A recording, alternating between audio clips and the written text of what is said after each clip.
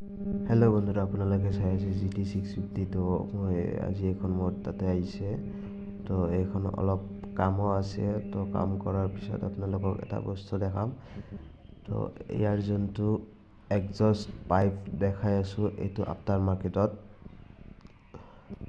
তো এইটোৰ দাম হ'ল 19,000।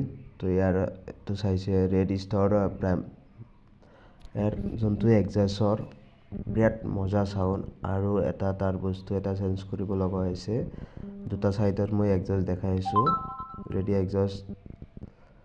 তো ইয়াৰ যোনটো চাউণ্ড আৰু চিংগল চিটটো বনাই লৈছে, এইটো চাওক, লেফ্ট ৰাইট দুটা একে লগাইছে।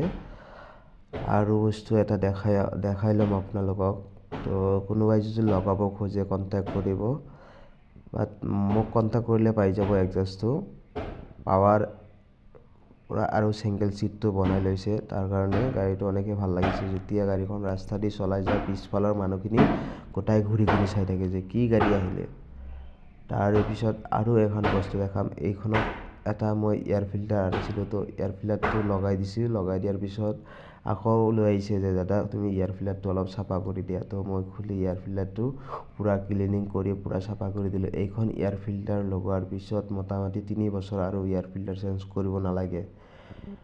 তো আপোনালোকে যদি এয়াৰ ফিল্টাৰ লগাব খোজে, এইখন এয়াৰ ফিল্টাৰ লগাই ল'ব। এইখন এয়াৰ ফিল্টাৰটো বহুতেই ভাল, আৰু চাউণ্ডটো বহুত মজা আহে।